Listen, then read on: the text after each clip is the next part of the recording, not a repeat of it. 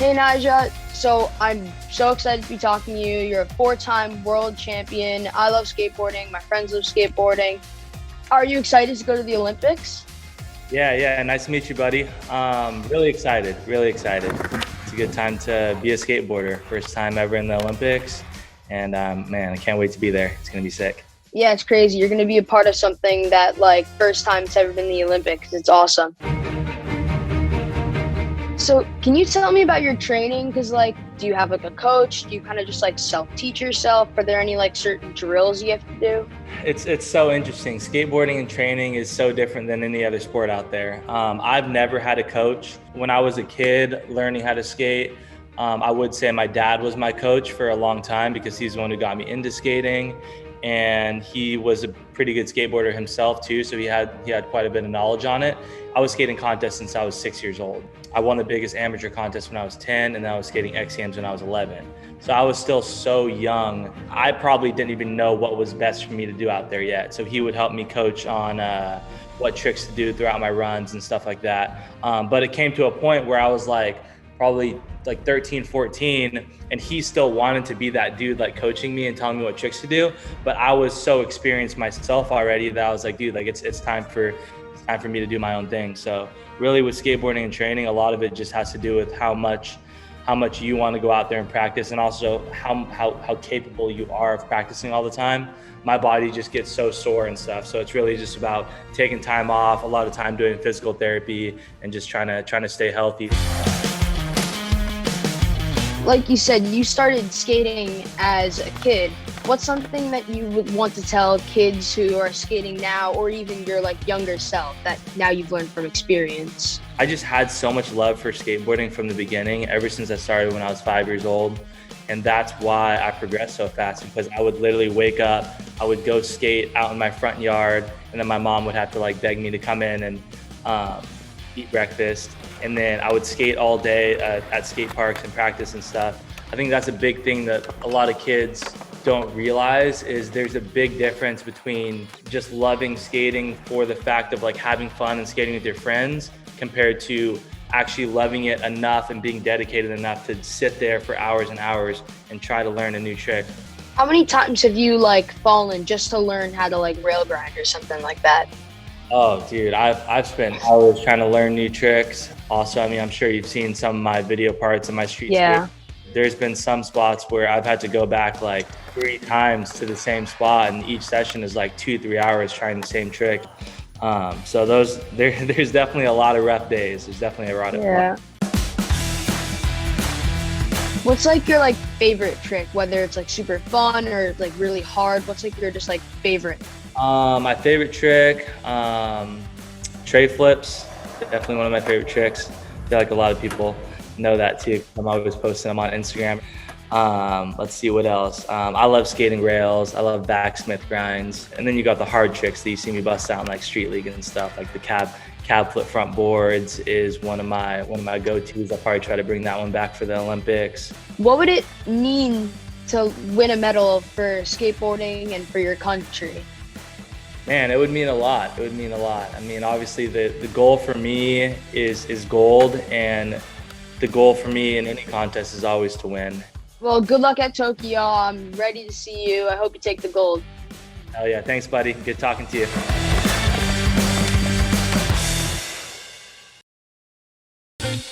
Christy and Sam Mewis are at the top of their game.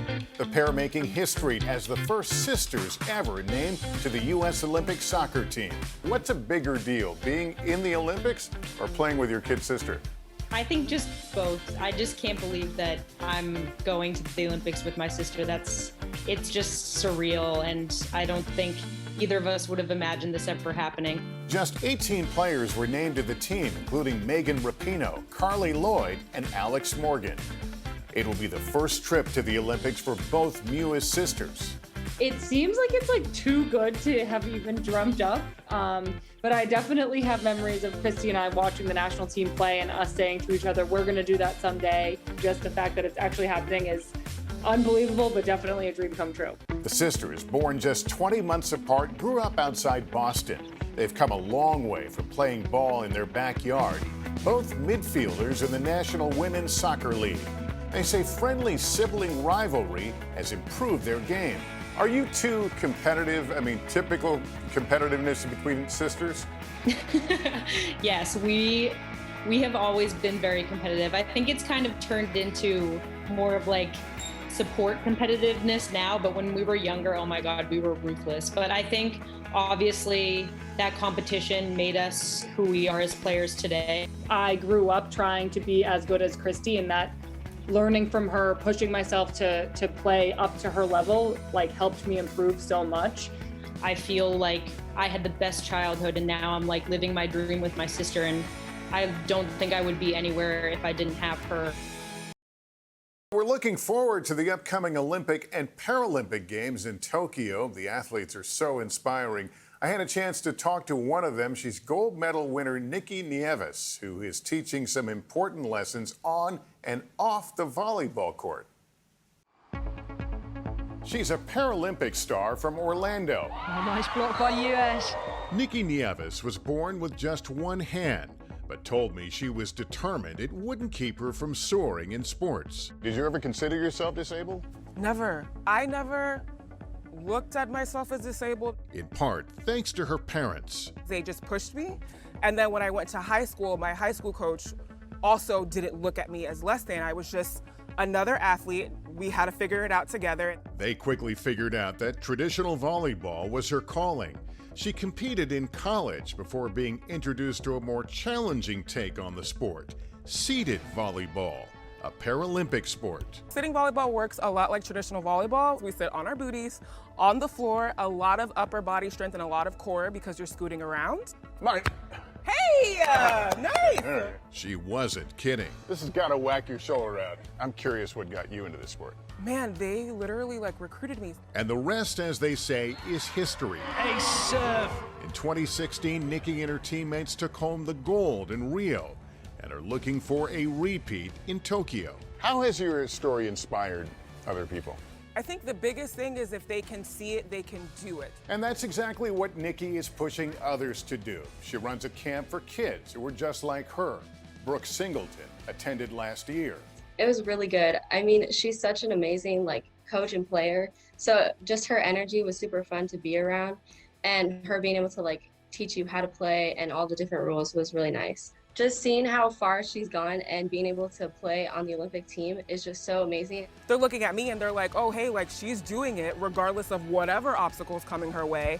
Let me go and try it and see what actually happens. Some call them the dynamic duo. Thank you. I just feel such a connection with him, and he's such a mush. The adorable golden labradoodle has become a lifeline for 17-year-old Anastasia Pagonis, who recently lost her eyesight from a rare disease called autoimmune retinopathy, where the immune system attacks proteins in the retina. The high school graduate relies on Radar's help to get around. Radar, find the curve? He's changed my life. I didn't have any freedom or independence before him, and now that I have him, I feel like a totally different person. While Anastasia's life has changed, her determination certainly hasn't. An avid swimmer before losing her eyesight, Anastasia dove back in. She has spent months training for the Paralympic trials, and this past weekend, she not only earned a spot on the U.S. Paralympic swim team heading to Tokyo, but she also shattered a world record. Anastasia Pagonis 4:59.28. That is a new American record. We caught up with Anastasia after her big win. I was like, wait, no way. And I just could not stop smiling. I just literally was smiling the entire time. The most important thing is being a team supporter. I think that supporting my teammates when they win gold is going to be more important than me winning gold. And knowing that I got through the whole experience is a win in itself. It hasn't been easy. I felt like if I was blind and I was this teenage girl that I had nothing to live for anymore, if I wasn't going to be a swimmer, and if I was disabled and blind. And I'm so happy that I'm not stuck in that place anymore. The New York teen thanks Radar for that. He's not only a fantastic pup trained by the Guide Dog Foundation, but a furry friend well known by the New York Islanders. Radar was the hockey team's first puppy with a purpose before meeting Anastasia, a helping hero to so many. I imagine he's a really good cuddler too, and good therapy. He thinks that he's a lap dog. I'm like, Radar, you are almost 90 pounds, buddy. 90 pounds of love and friendship, bringing about a new sense of confidence. What are your hopes then at the Paralympics? My hopes at the Paralympics is just to show people that I'm blind and that I recently lost my vision, that you can do anything and you don't have to sit in your house and be the stereotype of blindness, and you can be an elite athlete.